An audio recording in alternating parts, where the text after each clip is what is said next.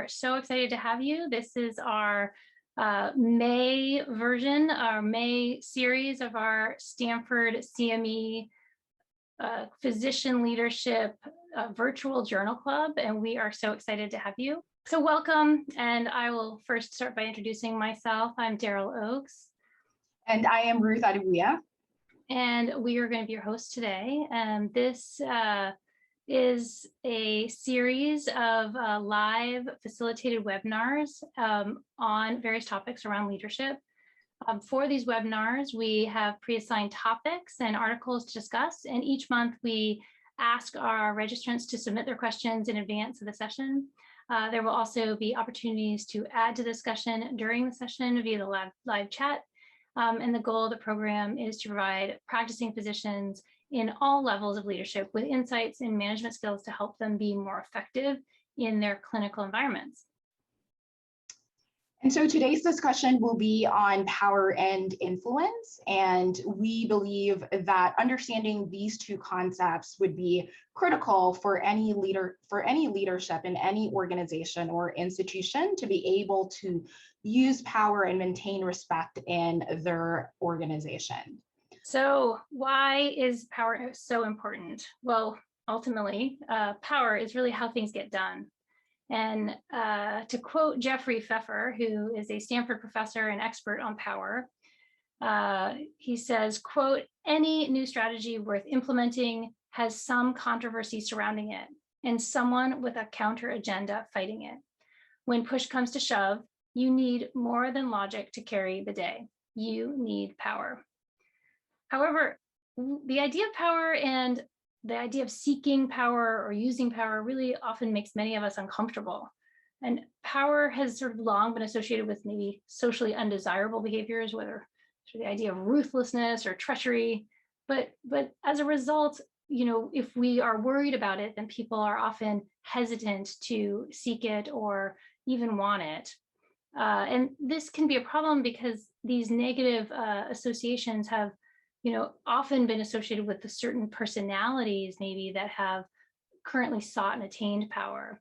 And although not all leaders are narcissists, and that's not the point of this conversation, but it is interesting to notice that many studies have noted that individuals who have narcissistic personalities are noted to be more likely to rise to positions of power, to earn more, to have longer tenures as CEOs, and to be successful in their careers.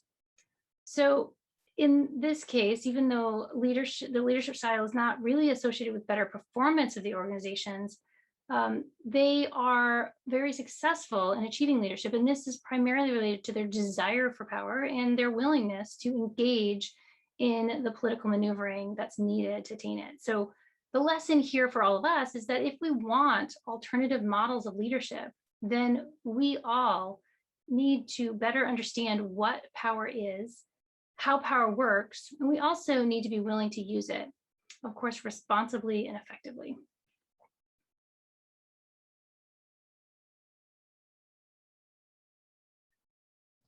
Thank you, Daryl, for that framework that you provided. And so our session today will explore 3 articles that present different aspects of power and influence. And we will address each article separately in 3 15-minute segments. Each segment will start with a 5-minute presentation of the article, followed by a 10-minute discussion based on questions that we have received from our learners and any additional questions that you can add via the live chat on the right-hand side of your screen. And we have 2 expert panelists who have joined us today for our discussion on these articles.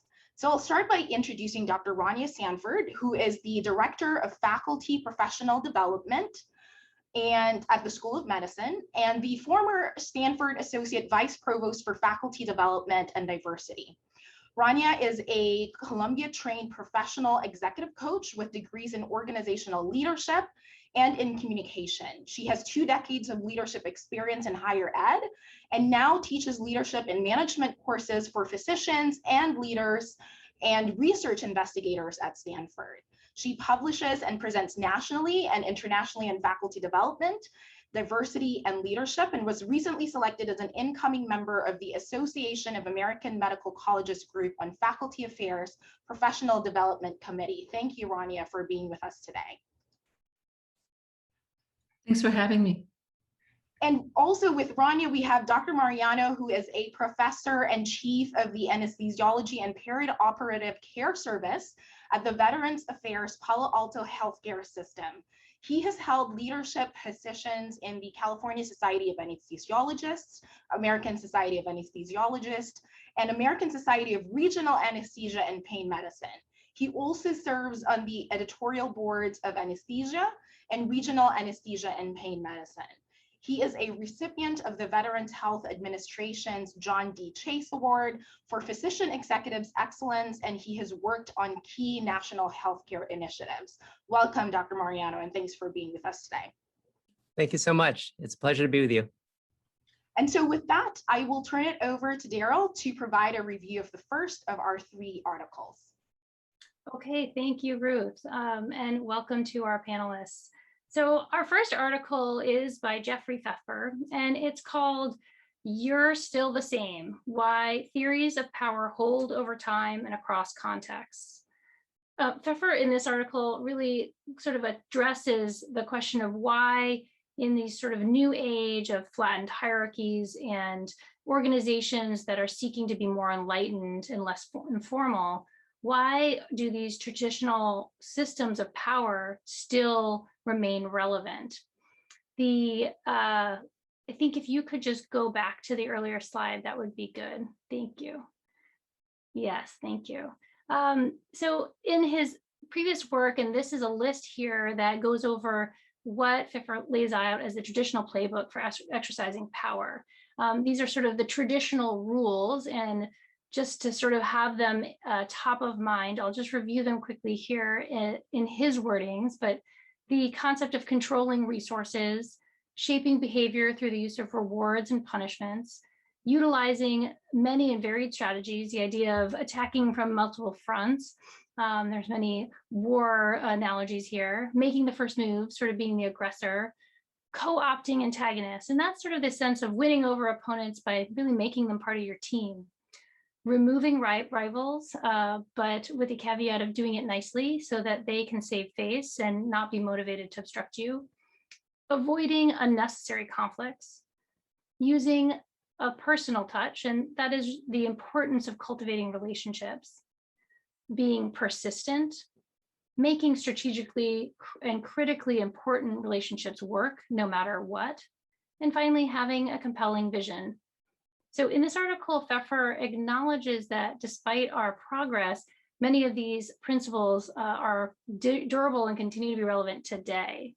So if we move on, yeah. So he then reviews, in light of those, what are various aspects of social and organizational behavior that explain why we are sort of still stuck with these same rules. The first organizational and social dynamic that Pfeffer describes is hierarchies. And hierarchies are really fundamental, they're a fundamental organizational principle, and they appear in biologic systems, technical systems, and social systems. And the studies of the psychology of people and their attitudes toward hierarchy have really demonstrated that people have a very strong preference for the order and security provided by hierarchical structures. And interestingly, these structures provide some really useful efficiencies within organizations. So I think it's important for us to recognize that hierarchies are important and likely here to stay and need to be considered when we are thinking about dynamics of organizations. Second, he discusses how perceptions of competency have not really fundamentally changed over time. And while many of us have awareness that some of these perceptions of competence are fraught with assumptions and bias, they are very fundamental to decisions about who gets promoted in organizations and how. And one enduring perception of competence is the concept that warm people are just less competent, and competent people, conversely, are less warm. Given this, although we often say we like kind and supportive leaders, we tend to rate more highly the intelligence and the capabilities of those who are more negative and critical than those that tend to be more positive and less critical. And there's also this strong association between power and anger.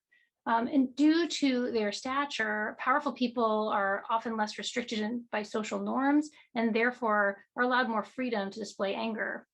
And conversely, people who demonstrate anger and inspire fear are often afforded more power.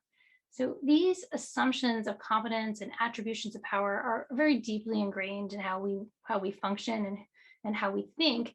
And so despite our desire for these norms to be different, they do persist, and we have to be aware of them. A third persistent dynamic is what Pfeffer calls the self-enhancement motive. And this refers to this very common pervasive motivation really to think of ourselves in a favorable light and to have a positive view of ourselves and our capabilities.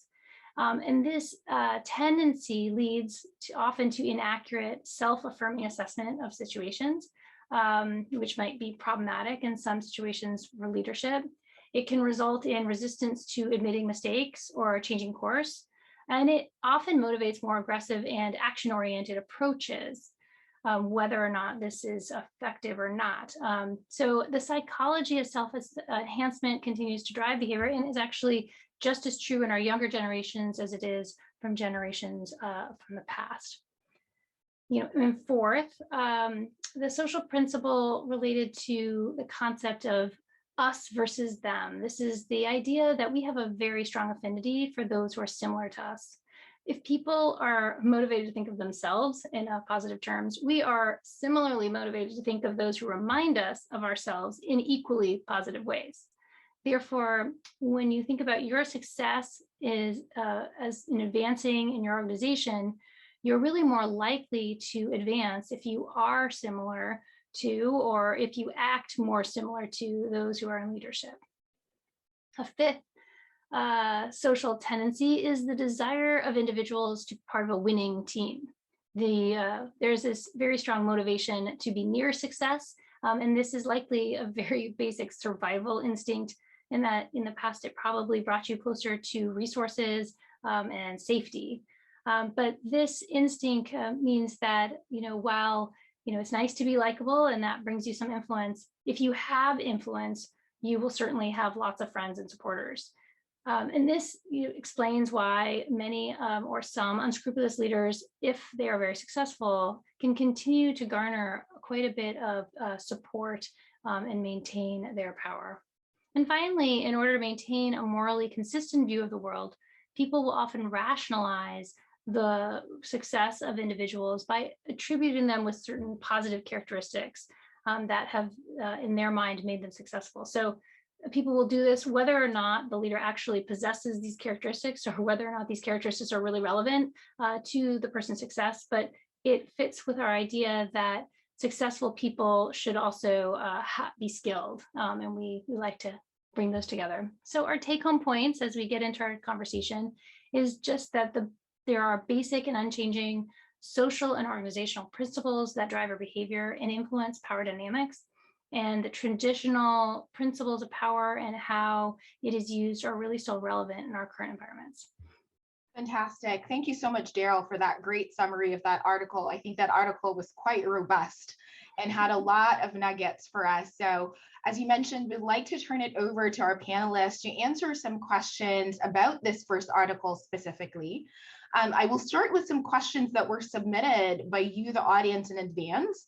But in the meantime, after reflecting on how the summary that was provided, feel free to drop in new questions in the chat or vote up some questions specific to this first article that have already been submitted in the chat as well. So I hope you're ready for some of these questions. So my first question to both of you on this article is around the concept of hierarchies. And so Pfeffer argues that hierarchies are fundamental and unchanging in our social and organization reality. So if so, how can we best blend the order and the stability that is provided by hierarchies with the need to motivate creativity and innovation? So Ed, I think I'll start with you to answer that question, and then Ronnie, if you want to chime in as well after he gives us a response. I thought Pfeffer's article, I think it was incredibly insightful. And I think we see this, I think, as educators who've been in the medical setting for a little while. I mean, I think I graduated from medical school in '99. And so yeah, I've been out at least in training and practice for over 20 years. So I think that we see this in within our departments, within our training programs, just the sometimes there's an imbalance of expectations and reality. And I think Pfeffer puts it very nicely when describing the fact that hierarchies or the social organization is something biological and is something that it provides a sense of comfort yeah, in not just for humans, but for other species as well. And so I think acknowledging that as these constructs are still in existence, that that everything is not completely level as we would like to believe, I think is first, I think, an important lesson. I think the balance really comes from people who I think ascend into leadership positions. I think being aware of expectations, especially for their trainees and also for younger members of the team. I think to acknowledge the fact that there are these expectations, but also I think it's an opportunity for mentorship to really teach what it takes. I think within a system to develop influence, to rise within your particular field in terms of professional development. And then as a leader, I think the obligation is to really have your ears open and really listen, I think, the people on your team, because I think and while power is one thing, I think it's almost impossible, at least in healthcare, to get things done without the support of your team. Rania, anything to add to that construct? Yeah, no, I think it's well said, and I appreciate that perspective that Ed shared. I think, to me, when I hear the association between hierarchy and stability, I pause, because not all hierarchies are stable. When hierarchies have inequities or exploitation, they become they destabilize, right? At the same time, there are very well-established hierarchies that can create creative spaces within them that allow for trials and failures and are able to actually sustain their existence that way, because they're able to infuse new blood within constraints and limits. So I see the two kind of can work in tandem with a very creative leader who's able to maintain kind of the equilibrium in a way between the two. Mm-hmm. That's a really great point, and thank you for calling out the fact that hierarchy does not equal stability. I think that's a great nugget to reflect on. Daryl, any thoughts on the conversation? No, I agree with that. I like the idea of harnessing the structure and the benefits of hierarchies to achieve the goals that we're trying to achieve, whether it's with improving the diversity, equity, inclusion in our environments, or being more creative and developing new ideas, which is ultimately will move us all forward. So I like the idea of being able to balance both of them. And I think that's really an important, that they don't have to be, just because it's a structure doesn't mean it has to be limiting. Great. And then my next question, also, it seems like it's also in the chat, but a question that was submitted before has to do with the discussion of perceptions of competence and how he refers to the relationship of anger and power, that individuals that show anger are often perceived as more powerful. But specifically, my question, I'll start with you, Rania, and Daryl, before going to Ed. How does this association apply to women and or underrepresented individuals, as it seems like there are penalties for non-conforming behaviors in these groups? Yeah.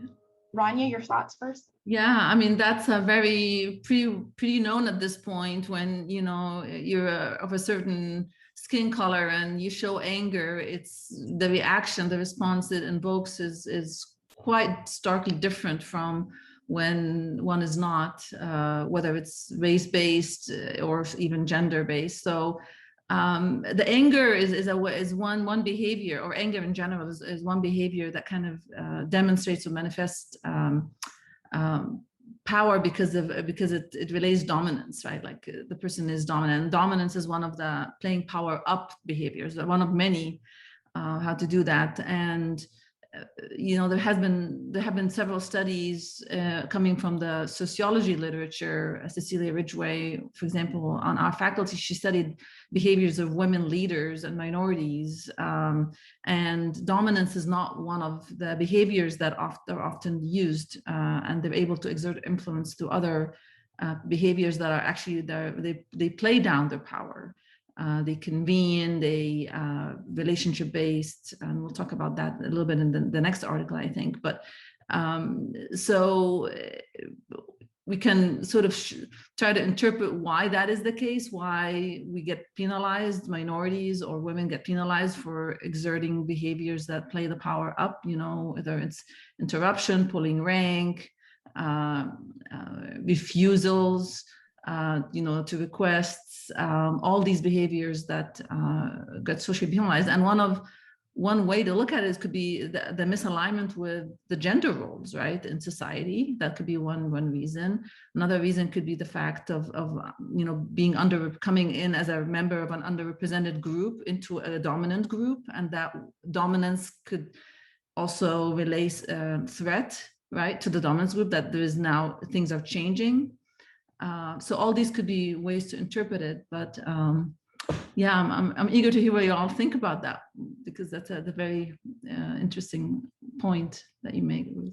I think these perceptions and this is part of our problem with implicit bias. And I think when we discuss the issues of glass ceilings, or at least for myself as an Asian American, the bamboo ceiling, where you may not be considered underrepresented in some circles, but then in leadership, Asian Americans are underrepresented. And why is that?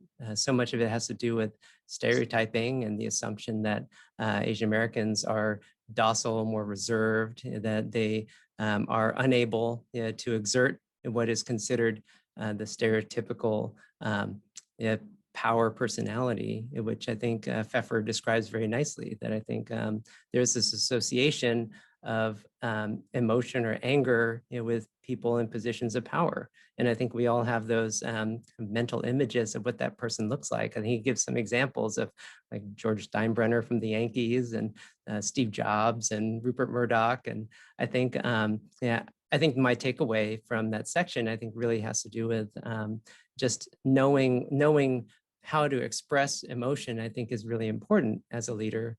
And I think that depending on your environment, I can speak specifically for healthcare, there are times when you have to be more assertive. And I think especially when it's in the best interest of patients and patient care, but you choose your moments. And so I think it is difficult to be an effective leader and change institutional practice without knowing when to be assertive. Yeah, no, thank you both. That's such a great way to approach that question, because there are so many complexities to what behaviors are allowed and sort of the social expectations for different individuals and how they behave and what constrains them. So even amongst leaders, you as a woman, or if you're from an underrepresented group, may have different rules that you are then constrained by. So I think for us being aware of that, and I also really liked Pfeffer's discussion of how we prioritize, we want empathetic leaders, but then we often dismiss them in response for people who tend to be harsher or more directive. So we need to find a way to provide that to counterbalance that bias. Great. Thank you for answering those questions. I think we'll have more opportunity to dive deeper into some of the questions from this first article. We'll transition and go back to the second article. All right, well, thanks. I think that was a great discussion, and there's still more great pieces of conversation. The second article here that we looked at was Power in Physician Leadership by Anurag, Saxena, and colleagues. And Saxena discusses the concept and impact of power in physician leadership. And the article looks at concepts and frameworks for power. I think, as Rania was sort of alluding to, we'll review those, and judicious use of power, as well as strategies that we should be considering to avoid the abuse of power in our systems. So next slide, please.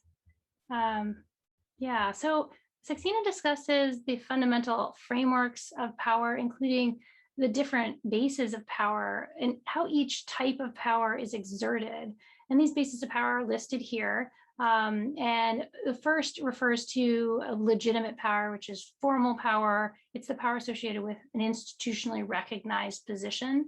Then there is reward power, the ability to exert control through distribution of resources and benefits. And this is in exchange for desired behaviors. And conversely, coercive power is sort of the threat of punishment for not complying with leadership mandates. And these are the reward and coercive power, often referred to as hard power. Expert power is based on specific skills and knowledge or expertise of the leader. And then there's referent power, which is really based in the leader's ability to inspire admiration, loyalty, and trust. And we often want to think that we feel this way about our leaders, but this is just one of the many bases of power. And now there's also this concept of power generated through connections. And this type of power has been highlighted by feminist perspectives on power. And it emphasizes that power is really based on a relationship between the leaders and followers. And it's sort of the power to is the idea of empowerment of the leader, or power with the idea that the leader leads with the followers. And this type of sort of collaborative power really focuses on a social, cultural relationship and environment. And it's really less focused solely on than just on the leader, like some of the other bases of power. And finally, informational power. And this power refers to the power to generate a narrative. And these narratives can be used to normalize existing power dynamics or even to marginalize certain groups.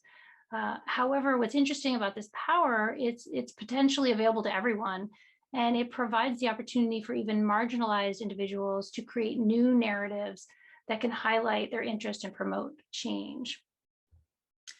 And so moving to the how Saxena proposes that these power bases can be utilized or maybe exercised. And he goes over ways to do this responsibly and even discusses some not so responsible ways. And he, in the exercise of power, he sort of divides it into three main levels. So the personal level, the interpersonal, and the organizational level. And Saxena sort of outlines what should be the principles for physicians who are using power, how to use it judiciously to help their organizations and to improve the care for their patients. And I think, Ed, you were referring a little bit to this in the sense that sometimes to be assertive, to take care of the needs of patients, there may be a need for that. Again, there's many different ways to use our power effectively. But he talks about the need for physicians to first develop on a personal level so that they know and understand power and how it works. And then they're able to overcome their ambivalence with utilizing their formal authority if they have it. They also really need to develop their emotional intelligence because it's important to have these skills in order to navigate the leadership environment. And then on the interpersonal level, Saxena emphasizes the importance of creating collaborative networks that, we need to engage those that we lead in the leadership process, and also promotes the concept of the transformational leader, which we've talked about in our previous journal club. And finally, physicians need to recognize how to lead on the organizational level as well, and that this involves creating meaningful narratives that can help align the interests of individuals in the organization with those of the overall organization. And these need to be done in such a way that are inclusive, and they take into account something that was referred to by Saxena as the SCARF model of human social experience. And that refers to people's desire for status, certainty, autonomy, relatedness, and fairness. Now, the exercise of power also can be done in an abusive way. And I think from various examples throughout the world, we have awareness that leaders who may have narcissistic tendencies or hubris can use power to co-opt things of value and utilize it for self-gain. And also an interesting abuse of power that may be more subtle is involved in the rationalizations that are sometimes done for somewhat dubious actions, and they're rationalized as being necessary to promote the organizational objectives. So recognizing those are areas where things can go awry. And to use power effectively, we're going to have to think about how to sort of prevent these abuses of power and build structures to support doing the right thing. So how to support leaders to have the moral courage to stand up when necessary, and how to help them participate in adaptive reflection of their actions. And it also involves empowering peers and followers so that they have the ability to restrain power when needed. And finally, organizations really need to hold leaders accountable to ensure that the narratives of information power that are utilized for good, to promote diversity, equity, inclusion, and rather than continuing to normalize the exclusion of marginalized groups. So in summary, the take-home points are that the bases of power that are presented here help provide a framework to understand the mechanisms of power and how they are interrelated. And that power is exercised in multiple domains, primarily the personal, interpersonal, and organizational. And that we also need to understand how to appropriately utilize power and how to create systems to avoid its abuse. So on that note, I think we'll come back to our questions. The first question that I have on power, lots of questions about power, but one that comes up is that the fact that, what are some of the things, it seems like power is seen by others as a negative perspective, I guess, is the question that this person has. And this person is curious in terms of what are the things which can turn power towards a positive outcome. But I would even maybe take a step back to answer the question, is power a negative perspective? And should we even be thinking about power in a negative perspective? And Ed, I'll start with you. Sure. I mean, I like this article by Saxena just because I think that it did frame the basis of power and their domains, I think, very clearly. And they're not necessarily positive or negative. I think that they are what they are. And I think that as leaders, as physician leaders, I think we can exercise multiple. This is not a like one size fits all type of a paradigm, but there may be bases of power that are incorporated into our leadership style, and they may vary by the person. And so I do think when you look at power, so it also helps explain why you can have power and not necessarily have, say, a leadership position or title, where it doesn't have to be legitimate, as it's described here, as being a labeled or hired position of authority. But you can generate power from expertise, and you can generate power, referent power, by essentially through relationships. There's some crossover here with influence, but I like the way it was described. It's not necessarily a negative thing, but I think it's a necessity, and I think that's the way it's framed by Saxena and colleagues. Rania, any thought to add? Yeah, I completely agree with Ed. I like the article too. Saxena, I think, did a great job capturing essentially what we know about power in social organization in a very good way. And I couldn't agree more also with what Ed just said about that power is not negative. I mean, it isn't what makes things happen. You need it. I think it's the impact when it's negative. This is what that's where power gets bad rep, But people without formal positions, and say in hierarchies where you have the title, let's say, or that basis, as Ed said, there are many other ways to do it. Convening people across silos is a form of power. It's a relationship based, which is what the second, power with, power to, feminist orientation to it. There's also being issue driven or mission driven, being an advocate. That's a form of power. It's it's referent, it's expertise based, and that's more of the Foucault school, the post-structuralist approach. So, but these are all very valid forms of power, and yeah, so not everybody can be a chair or a dean or a chief, right? But we can all have something to contribute. Absolutely. And one thing that came up in our last discussion for the last article, and also reflected in this article, is the use of power and how emotional intelligence, I think, Ed, you were the one who mentioned this in one of your responses before, how, you know, emotional intelligence is an important part of, you know, the use of power. And so how do we get organizations to recognize and support this and this specific leadership skill for clinicians in different institutions? Ed, what are your thoughts? Yeah, I mean, I think that specifically, I think in this article, they talk about emotional intelligence and how it's important for the personal and the interpersonal, but then it drops off at the organizational. And I think it seems like, you know, there's a disconnect there. Like, why wouldn't organizational leaders you know, be embracing this, what we consider as such an important characteristic? So much of it, I think, is perspective. I think we can understand why power at a personal level or developing your power at a personal level requires emotional intelligence or can grow because of it. And interpersonal connectivity, I think, also makes sense why emotional intelligence would be important at that level.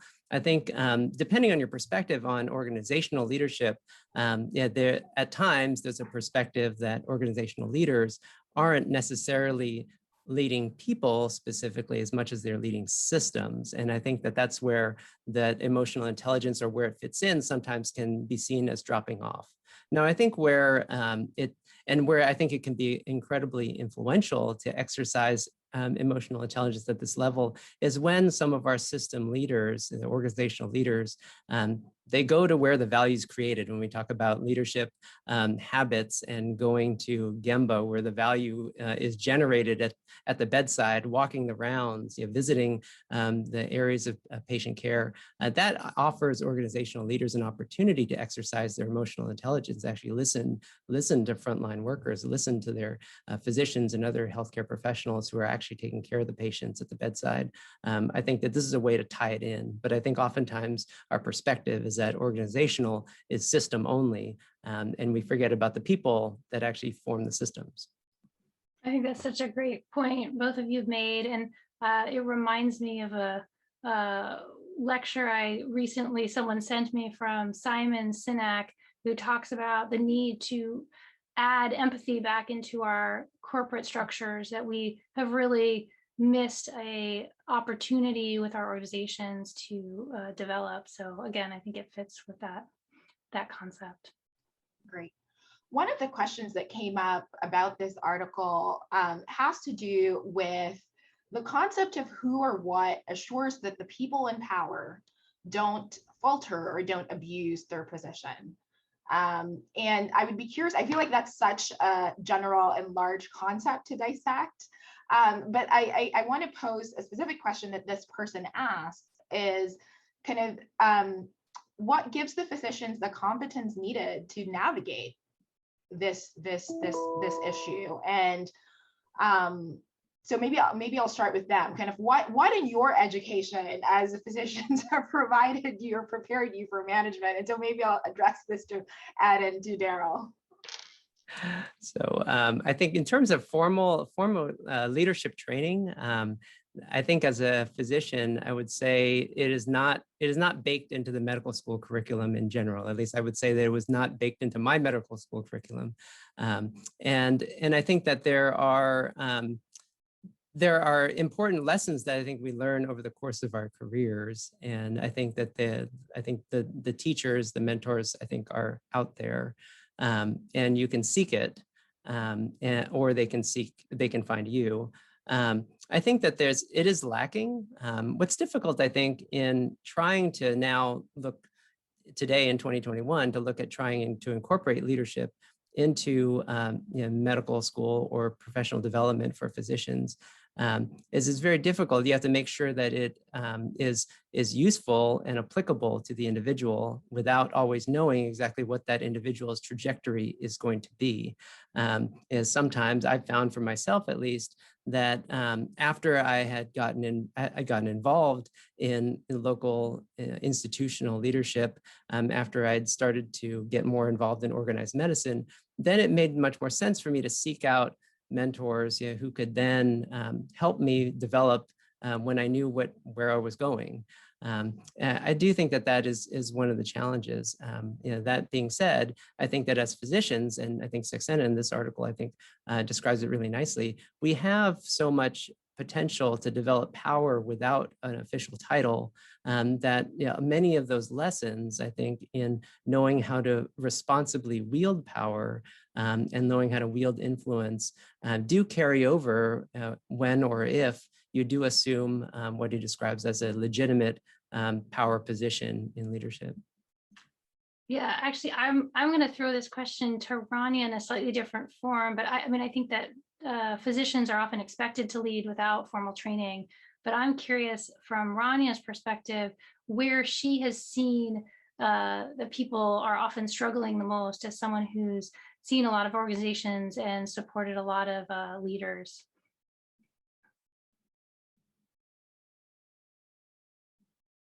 That's a great question, Daryl. Where have I seen physicians struggle the most? I think in different ways. I mean, related to power, sometimes it's using power they have, shying away from, because of the sensitivity to what the impact could be on followers, because of sensitivities to hierarchy and wanting to be a collaborative leader in an environment that maybe not doesn't allow it or doesn't let it thrive. So that could be one challenge for many physician leaders who are in positions of power, or could be in positions of power, but they don't exert it as much for all sorts of those reasons and others. So that's one area.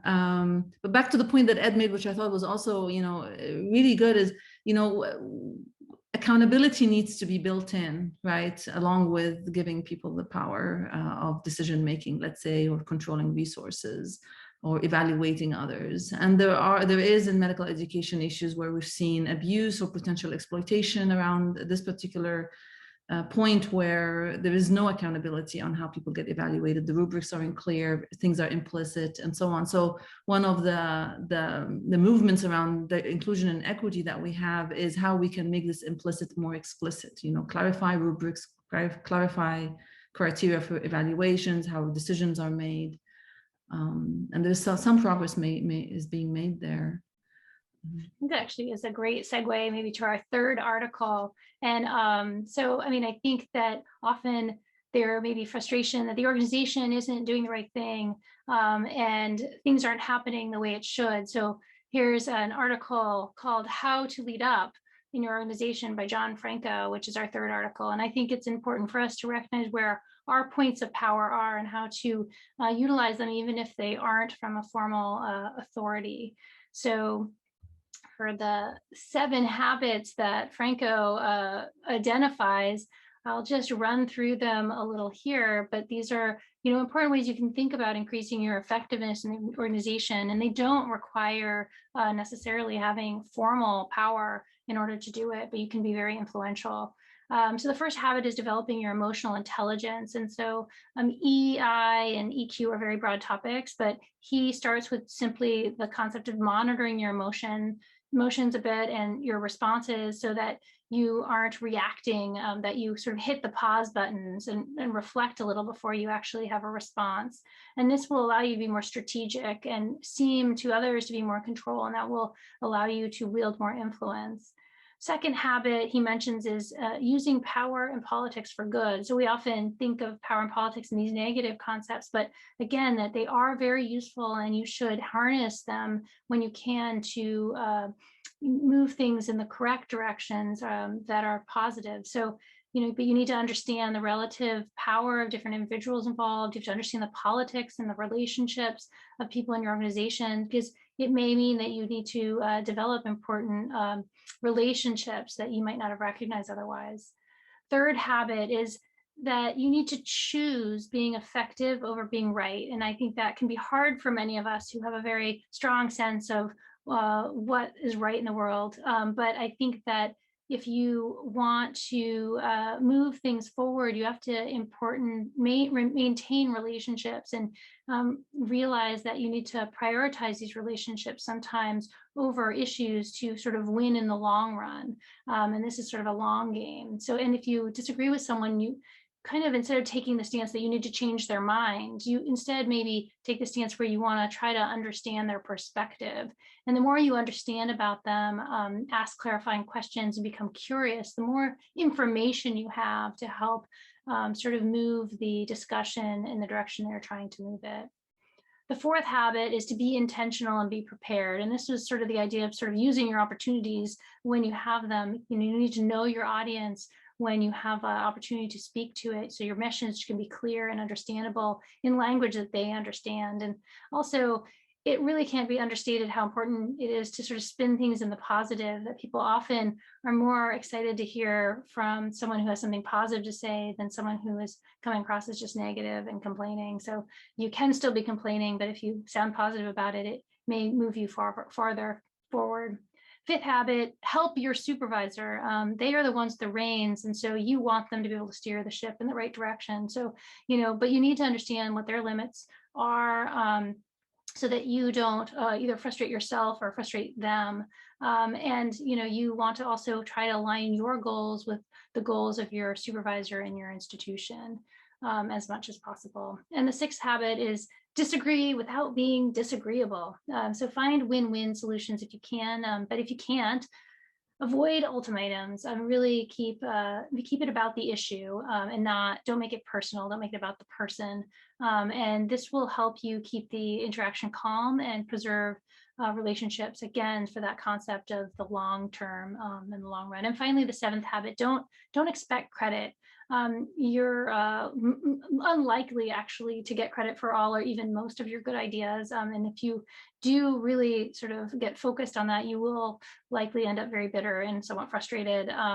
So focus on your ability to influence and your ability to plant seeds and sort of help them grow so that the decisions that you want to be made get made in the long run.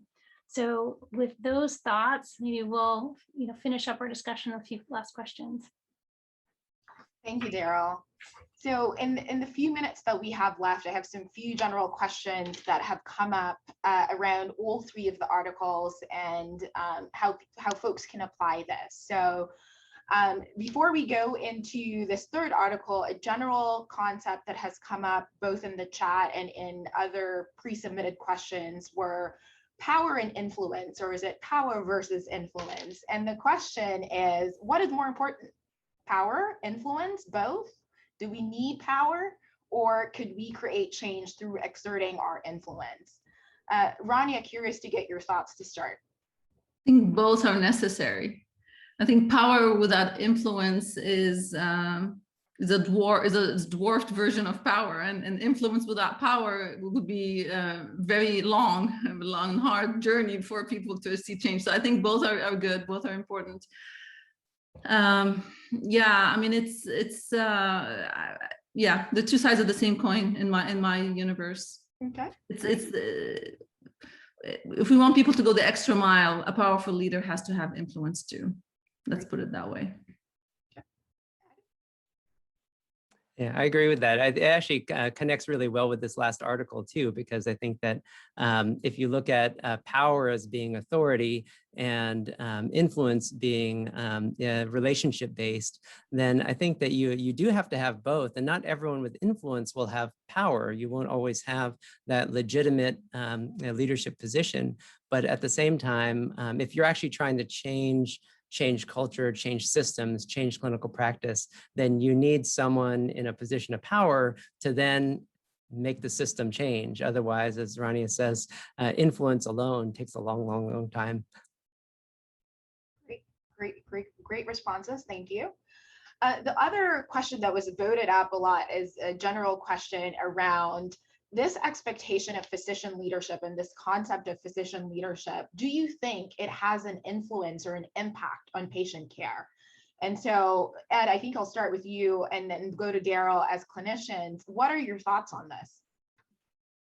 I mean, I think that leadership skills within the physician community, I think, are a necessity. I mean, I think that regardless of whether you have a formal leadership title or not, I think that we see this within our training. I mean, you see the influence of these hierarchical structures within medical education, from the student level to different levels of resident trainee to fellows to attendings, and even within an academic hospital like ours, you have different ranks within the professoriate. So I think that it's important that you recognize these power dynamics, which I think is really critical. And I think in this environment, you also have to accept the fact that of the list that Saxena gives of the various types of power, that you have the potential to have any number of these bases of power, whether you want them or not. And I think that that's really key, is that you have to learn how to develop the ones that you can exercise for good, because the good use of power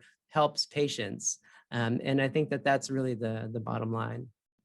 Great. Yeah, I think that's very well said. And I think that, we have recognized an epidemic of burnout in physicians. And I really think that there has been a lot in the literature that burnout often is related to sort of your relationship with your direct report. And so as physicians in this very structured hierarchy, there's a lot of reporting relationships, and it really everybody in the structure needs to understand how to take care of those that they are responsible for, if we want to, produce a healthy and effective physician workforce. So great responses and great discussion. I know we are almost at time, and so I wanted to give either both of you, our guest panelists, the opportunity. Any last thoughts or comments for the audience on the articles that we have discussed? Ed, can I put you on the spot to go first? Sure. Yeah, I'll make mine quick. I mean, I think that this has been incredibly interesting and influential year for many of us in terms of our careers. I think that, but one thing I would say that is very relevant when you're looking at issues of power is that if you don't like how things are and you want to change how things are, then you need to develop those skills within yourself to then exercise some of these bases of power. And if you have that opportunity to have a leadership position, a legitimate power base, then you can use that position to change for good. All right, thank you. Rania? That's great. Well, the articles are excellent articles, and they reminded me of a book I read some months ago by Adam Kahane called Collaborating with the Enemy. It's a great book to read, but he talks in the book about the balance between assertion and engagement, assertion being the drive of power, engagement being the drive of love and engaging with people. And the advice that the takeaway I would present here is to pay attention to the balance between assertion and engagement. And when pay attention to the signals of feedback from the system around you, and make sure that one doesn't overwhelm the other. Great, thank you both for those comments. That's excellent. Thank you both so much for joining us. And thank you to our audience for joining us for this monthly virtual Journal Club. I really, it's been a great discussion, and really appreciate both the inputs from Dr. Sanford and from Dr. Mariano. Thank you so much.